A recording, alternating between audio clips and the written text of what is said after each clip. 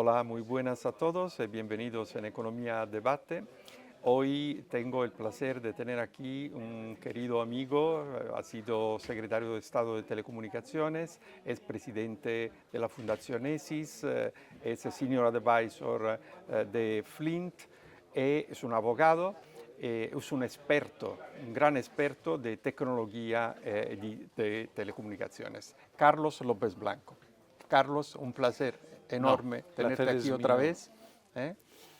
El placer es mío. Para hablar de uno de los temas más relevantes del momento, ¿no? Estamos en una situación geopolítica complicada, donde a la tecnología se corresponde también no solo las cosas positivas, sino también la parte negativa, que está exactamente ligada a los ataques que se pueden hacer con malware.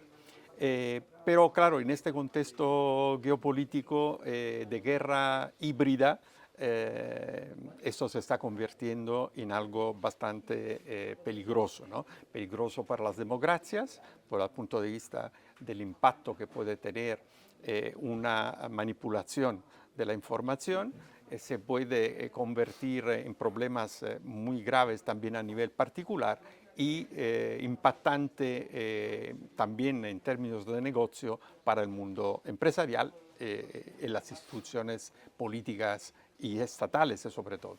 Entonces, vamos a empezar a hablar de los riesgos que conlleva la tecnología de hoy en perspectiva lo que tendremos con la inteligencia artificial, empezando por las personas. Luego hablaremos del mundo empresarial y también de los estados, porque los estados en este momento están sufriendo también a veces ataques de tipo energético y lo que sea. Empezamos con la parte de los particulares. ¿Qué relevancia le das tú y sobre todo qué tendrían que hacer las personas para defenderse de eso, ¿no? Porque las personas no son empresas que tienen eventualmente organizaciones, departamentos. Vamos a ver, primero, como siempre, es un placer estar aquí contigo en esta casa. Yo primero te haría un matiz, y es que cuando hablamos de los ciudadanos, también tenemos que hablar en ese grupo, porque la problemática es muy semejante de las pequeñas empresas, que tienen una problemática muy Distinta de las grandes, claro. y muy parecida a la de los ciudadanos.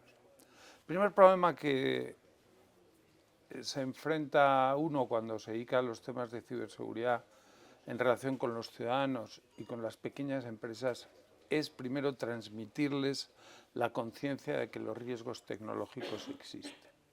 Porque a un ciudadano individual o a una empresa pequeña le cuesta mucho entender que tiene riesgos de seguridad, ¿no? Es decir, oye, más allá de lo elemental, de sus datos bancarios, etcétera, pues le cuesta tanto a los particulares como a las pequeñas empresas entender que tienen que tomarse en serio los riesgos tecnológicos y los problemas que pueda haber para su seguridad. Y esto es lo que se llama la ciberhigiene, ¿no? Es decir, hay una serie de reglas que deben cumplir los ciudadanos y que deben cumplir las pequeñas y medianas empresas. Las reglas son muy sencillas. El gran problema de esto es transmitir la conciencia a ciudadanos y pequeñas empresas de que deben cumplirse, de que deben tener determinadas cautelas a la hora de utilizar la tecnología, deben saber distinguir lo bueno de lo malo, lo que es falso de lo que no, cosa que no Que no siempre es fácil. es fácil, y sobre todo lo que está en su mano es la de tener todas las precauciones necesarias. Eso quiere decir, ante cualquier sospecha, pues ir a las personas que les puedan prestar asesoramiento o simplemente no hacer nada. Y algo que en el mundo de las pequeñas y medianas empresas son los elementos esenciales de protección, que son esas pautas elementales de seguridad. Garantizar que todos tus empleados cada vez que encienden el ordenador usan las passwords. Cuando tú tienes una red de conectada, pues que que tus empleados se protegen de cualquier ataque que pueda venir desde fuera. Y esa es, entonces, ¿cuál es el problema? Sobre todo en las pequeñas y medianas empresas, que hacer eso es un esfuerzo de disciplina tremendo, que solo porque es disciplina cotidiana, que solo se observa si has transmitido la conciencia has de hecho que cultura existe. sobre Entonces, ese es el desafío fundamental cuando te enfrentas a ciudadanos y pequeñas y medianas empresas, transmitir la cultura de la ciberseguridad y que las normas de ciberhigiene pues se tienen que cumplir, que no es una cosa trivial, sino que tiene su importancia. Sí, no, que tiene su y luego están ahí, evidentemente, todas las instituciones públicas que tienen un papel importante en asesorar y dar confianza a los ciudadanos, y en España la verdad es que cumplen con su papel de manera bastante satisfactoria. Hablando de empresa, existe un problema sobre el tema de ciberseguridad, existe un doble problema. El primer problema es cómo los consejos de administración afrontan el tema, ¿no? Porque es un tema, yo diría, bastante reciente desde el punto de vista del sentimiento, de la conciencia, la concienciación, ¿no? De la otra es el tema reputacional, porque muchas veces, siendo que los ataques son casi todos los días, muchas veces no se hace mención a estos ataques, no se comunican, no tal. ¿Por qué? Porque se piensa que esto puede tener un impacto reputacional. Quindi también las empresas necesitan una gestión de crisis, ¿no? Departamentos de gestión de crisis. Y entonces, independientemente de cómo defenderse, que esto es un problema más técnico, cómo las empresas pueden gestionar eso sin que le afecte el negocio y al mismo tiempo la reputación, que se convierte en problema de negocio. Vamos a ver, el problema de las empresas en muy buena parte, incluso de las grandes, y esa sensibilidad está cambiando, es que siempre han considerado los riesgos tecnológicos y la ciberseguridad como un problema técnico, que debía resolverse por los técnicos. Es decir, la actitud tradicional de muchas empresas es: tengo un gran CISO que es muy listo, que sabe mucho lo que hace, y por tanto ese es su problema, no es mi responsabilidad. Y esa ha sido la manera en que tradicionalmente las empresas han abordado estos temas. Tengo grandes profesionales, incluso las empresas muy grandes, tengo grandes profesionales, conocen muy bien su oficio, es su responsabilidad atajar estos riesgos. Pero aquí ha habido dos cosas, dos elementos fundamentales que son los que has mencionado tú. Voy a empezar por el segundo, que es el elemento reputacional. El elemento reputacional es el que ha hecho que estos temas de los riesgos tecnológicos y la ciberseguridad hayan subido a las mesas de los CEOs de las empresas. Y es la primera señal de alarma de que esto no es solo un problema técnico de los técnicos, sino es un problema que tiene consecuencias esenciales en el negocio. Y esto ha llevado a que la sensibilidad de muchas empresas ha cambiado, porque cada vez que tienes una fuga de datos o tienes un ataque informático, o algún empleado tuyo comete un error, que muchas veces es la mayor fuente de responsabilidad, más que los ataques informáticos, en términos reputacionales el daño es tremendo. Y por tanto, esta ha sido la primera circunstancia que ha hecho que los CEOs, los gestores de las empresas, dejen de considerar esto como un problema puramente técnico y empiecen a considerar esto como algo que tienen que tener en cuenta a la hora de tomar decisiones de negocio. Y a esto se suma la segunda parte. La segunda parte, que es la evolución de la normativa en materia de ciberseguridad. Evolución de la normativa, sobre todo impulsada por la Unión Europea, que lo que hace es imponer a las empresas una responsabilidad legal muy severa. Y esto es un cambio trascendental que yo creo que las empresas todavía, las grandes y las muy grandes, ya empiezan a tenerlo en cuenta, sobre todo en el sector financiero, que han tenido que aplicar el reglamento DORA, pero en el resto de los sectores están empezando a entender que los riesgos tecnológicos tienen un tratamiento regulatorio distinto y que hay una responsabilidad específica y muy severa para las consecuencias de los riesgos tecnológicos. Y esto está vinculado con quién es el responsable legal de lo que pasa en las empresas. Y el responsable es el Consejo de Administración entero y la alta dirección, ¿no? Que esto es algo, nosotros en la Fundación ESIS hacemos mucha formación de consejos de administración. Y yo lo primero que les digo a los consejos cuando les hablo de estos temas, oiga, mire, usted tiene un CISO. Usted tiene un CISO que será muy listo. Usted, si el CISO se equivoca, usted lo puede despedir. Pero despedir al CISO o matar al CISO si te pones... no soluciona el problema. No cambia la responsabilidad. La responsabilidad es suya. Y esto es algo que yo creo que con buen criterio la regulación europea traduce en una obligación de tener formación de los consejos de administración en materia... A mí no me gusta tanto hablar de ciberseguridad como de riesgos tecnológicos.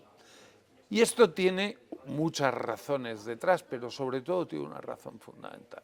Y es que en un mundo en el que el uso de la tecnología es intensivo y sobre todo en el que toda la tecnología está conectada, el impacto de un incidente, de un ciberataque o es transversal. a veces es muy fácil que traspase las fronteras de las empresas. Aparte de que, y eso también justifica suficientemente la intervención regulatoria, muchas veces lo que está en cuestión y lo que se pone en riesgo en un ataque informático o un error desde el punto de vista de la utilización de la tecnología, pues es los datos de los clientes, los datos de las personas. Yo quiero insistir en una cosa, y es que aquí hay una parte que tiene mucho glamour, ¿no? Que es el ataque informático y de repente los grandes hackers, que además cada vez son más sofisticados y más elegantes y tal. Pero buena parte de los problemas de las empresas en materia de riesgos tecnológicos están en sus propios empleados, que a veces se equivocan. Yo siempre digo, el peor incidente de ciberseguridad que hemos tenido en los últimos años, hemos tenido muchos. Hemos tenido WannaCry, hemos tenido Colonial Pipeline, todos tienen su origen en ataques informáticos. El más reciente, el más grave, que fue el que acabó tumbando los sistemas de Microsoft, tuvo como consecuencia el error de uno de los técnicos del líder en materia de seguridad informática, que nadie pensó que eso pudiera ocurrir. Y no fue un ataque, no fue un sofisticado un error. atacante en un desierto lejano con 50 ordenadores. No, fue un error simplemente de uno de los directivos de Sí, el problema es que los ataques están, si luego le sumamos también los errores, claro, esto, por eso quien gestiona la tecnología tiene que saber, como dices tú, tiene que tener cultura y sentir esta responsabilidad. Nosotros siempre yo lo resumo en una frase muy corta, hay que protegerse de los malos, pero también de los torpes. Claro, está clarísimo. Y a propósito de la responsabilidad, quiero añadir que es evidente que tú eres responsable como el Consejo de Administración de los daños que pueden ocurrir a tu empresa. El problema es que todo el mundo empresarial está conectado de una manera o con el otra. Entonces, tú no solo eres responsable de los daños que hace a tu empresa, sino también a las empresas que están conectadas contigo, con la cual tú haces ese negocio o con que son proveedores o lo que sea. Y luego eso tiene...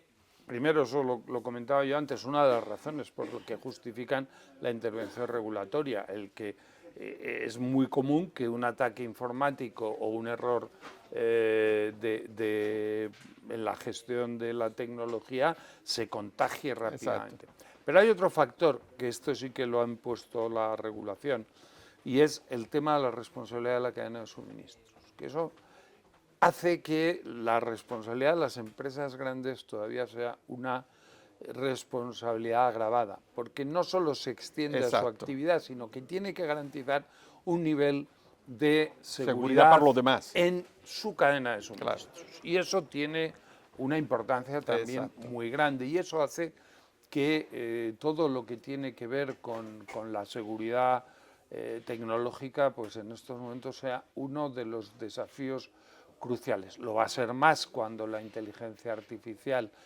que ya se utiliza, se utiliza por los buenos y se utiliza por los malos. Como todas uno las de los cosas, grandes desafíos que en estos momentos tienen los que se dedican a la ciberseguridad es cómo contrarrestar el uso de la inteligencia artificial por parte de los ciberdelincuentes, porque aquí ha habido un cambio cultural, entre comillas, muy importante, y es que tradicionalmente hemos pasado de el ciberdelincuente quinceañero que lo que quería era entrar en el Pentágono para presumir con sus amigos, hemos pasado al ciberdelincuente que ha hecho un negocio de esto y que además es muy sofisticado, es sorprendente el grado de sofisticación con tecnológica. Y además con bajo coste. Bueno, no, ahí luego si hablamos de los riesgos geopolíticos entraremos ahí. Hay mucha gente que tiene plataformas de ciberdelincuencia que tú contratas, ¿eh? Sí. Y ellos, sí, en el dark web. Y entonces ellos tú les dices, oiga, quiero un ataque a esta empresa en estas características. Yo lo he visto. Ellos te lo organizan, te lo hacen y te cobran y no se preocupan de nada más. Eso hace que sea una delincuencia con más recursos, con más sofisticación y por tanto cada vez va a ser más difícil. Por eso aquí surge un concepto que yo creo que es esencial entender por parte de las empresas. Y es que tienen que entender que el mundo de la seguridad 90% ya no existe. Tradicionalmente en riesgos tecnológicos las empresas contaban con un suelo de seguridad muy grande. ¿Por qué? Porque normalmente buena parte de la tecnología más importante, que era la tecnología operativa, estaba encapsulada. Y por tanto no estaba conectada con ninguna fuente ahora exterior. está todo conectado. En estos momentos todo está conectado. Y por eso surge un concepto fundamental en todo lo que se refiere a ciberseguridad, que es la resiliencia. Es decir, lo importante ya no es evitar los ataques, que por supuesto hay que intentar evitarlo, sino sobre todo prepararse para reaccionar rápidamente. Reaccionar rápidamente. Por eso es tan importante la formación de los consejos, porque los consejos tienen que ser conscientes de que cuando se produce un incidente de esta naturaleza, no hay tiempo de respuesta. No hay tiempo de respuesta. Entonces, o tú lo tienes todo preparado, o tú eres consciente, es como un estado mayor, o tú tienes la carpeta que dice que tienes que hacer y reaccionas inmediatamente. Cuando has recibido un ataque informático, la pregunta que nunca puedes hacer es ¿qué hacemos? El tiempo tienes es clave. que saber perfectamente lo que tienes que hacer, ¿no? Y eso es la resiliencia. Ya no se trata de decir, oye, voy a evitar los ataques, que evidentemente hay que intentarlo en la medida de lo posible, como lo esencial es cuando tengo un ataque, porque estos delincuentes cada vez son más sofisticados, ¿cómo voy a reaccionar? Y ahí es donde está en estos momentos el gran desafío de las empresas. Y a eso se refiere las obligaciones que impone la directiva NIS2, que la ley de ciberseguridad española, si algún día se aprueba, establecerá también, y el marco de responsabilidad de los consejos de administración. Está claro. Hablamos del último tema, que es el tema de las instituciones, ¿no? Gobernativas, los estados y tal, ¿no? Además, en un entorno de guerras, por lo tanto de intereses ligados a temas estratégicos, etc. Pero en un entorno donde sustancialmente todo se está haciendo sustancialmente digital, ¿no? O sea, es decir, ya no tenemos casi moneda porque se paga con cartas, digamos, todo es automatizado sustancialmente, ¿no? Entonces se ha hablado, se han hecho test en algunos países, por ejemplo, de ataques a sistemas energéticos, ¿no? Un ataque es crítico a un sistema energético porque el sistema energético te hunde toda la cadena hasta la posibilidad de comprar, la cadena del frío. Primero, ¿qué posibilidad hay que esto ocurra, no por error, sino por inducción? Y segundo, cómo los estados se pueden defender, sobre todo sobre estos temas críticos. A la segunda, mal. Mal porque lo que vemos aquí es un tipo de delincuencia que tiene un instrumento. Vamos a ver, el delincuente al que yo me refería antes es muy sofisticado, pero todavía es un delincuente que se mueve en el mundo del coste-beneficio. Claro. Nunca va a gastar más dinero en un ataque informático Eso, que no le de conviene, lo digamos. que vaya a sacar del Exacto. ataque informático. Cuando estamos hablando de la utilización del ciberataque en la geopolítica y para atacar estados, eso no existe. Claro. Por tanto, porque hay una regla, hay un cálculo muy fácil. Es decir, 5 misiles te cuestan un montón de dinero. Eso es. Y tienen un impacto bastante Relativo. limitado. Relativo. En cambio, por lo que te cuestan 5 misiles o menos, tú puedes poner patas arriba a un Estado. Eso es. La energía, los suministros, los sistemas de información, todo. Ese es el gran desafío que supone la ciberdelincuencia en términos geoestratégicos. Los ataques por razones geoestratégicas o políticas. Primero, porque son más difíciles de prever. Segundo, porque no responden a esa lógica de beneficio, coste-beneficio. Y tercero, porque no solo atacan a los estados, atacan también a las empresas que gestionan los servicios públicos. Claro. Por tanto, es un riesgo extraordinariamente difícil. Muy difícil, tenemos afortunadamente, yo creo que esta es la gran prioridad de los servicios de inteligencia en estos momentos, es decir, esa es su preocupación. Yo creo que, por ejemplo, si vemos a España, pues ¿quién tiene capacidad tecnológica para esto? Pues el Centro Criptológico Nacional, es decir, los servicios de inteligencia. Y probablemente en todos los países del mundo pasa algo parecido. Pero se enfrentan a una amenaza extraordinariamente difícil de contrarrestar, porque ya digo, no tiene nada que ver con el coste-beneficio, y luego porque el perímetro del ataque puede ser muy grande.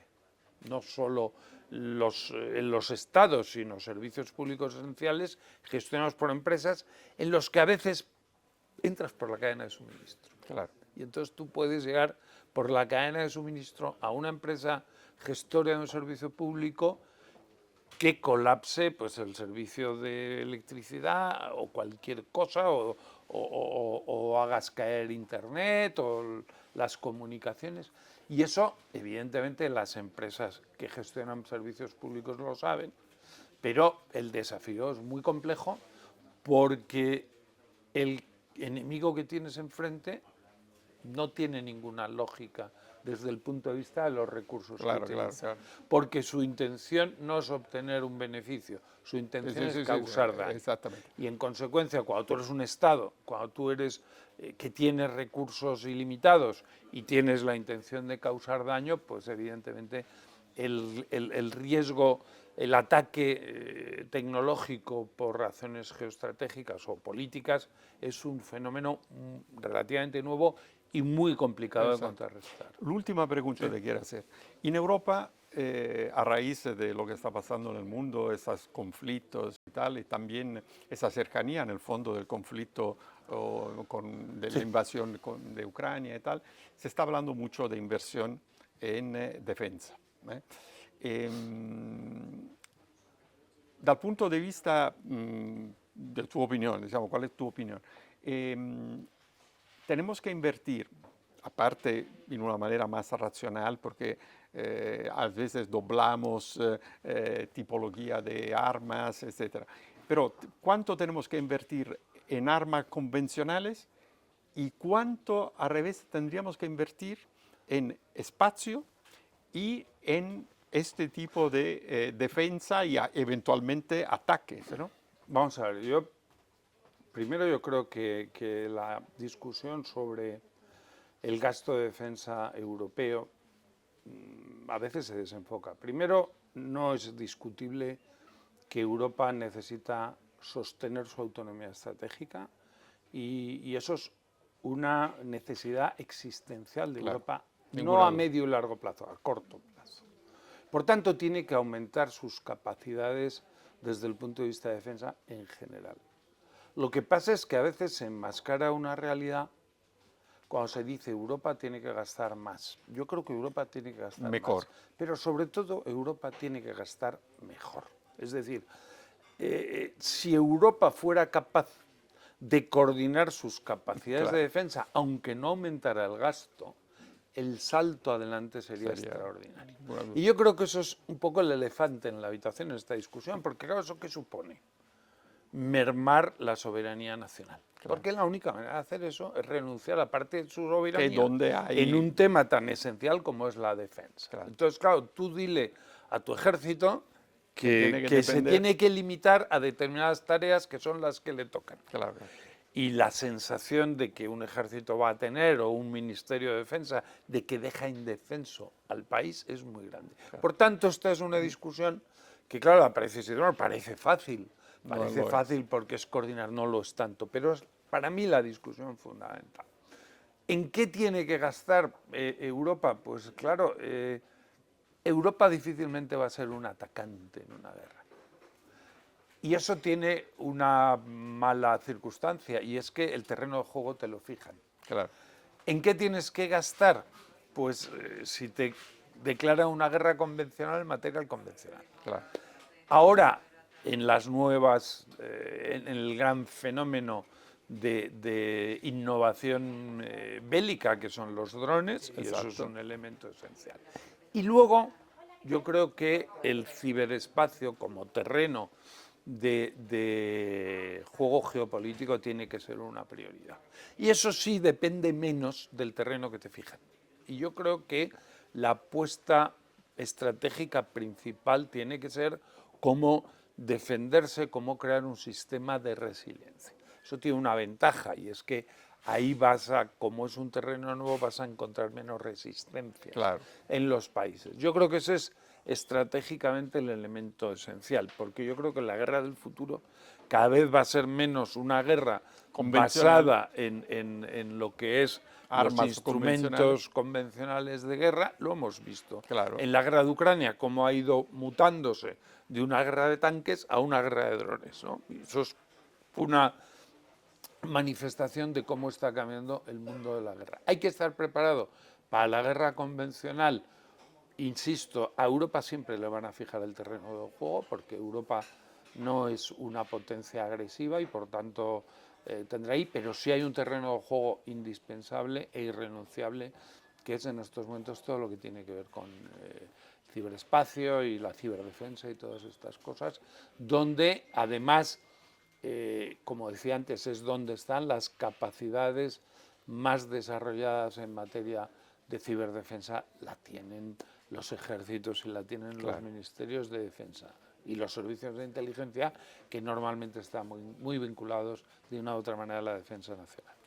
Bueno, Carlos, muchísimas gracias, ha sido un placer enorme. Creo que hemos hablado de un tema que parece secundario, pero es absolutamente primario en este momento y que toca a todos, hemos visto, los ciudadanos, las empresas, las instituciones, los gobiernos y los estados. Por lo tanto, muchísimas gracias por tu experiencia y sobre todo conocimiento de este mundo. Y nada, y con vosotros y con, digamos, nos veremos próximamente, el próximo mes, para hablar de otro tema, siempre en el ámbito que impacta, decimos, el sistema económico, financiero, la sociedad. Gracias a todos por seguirnos.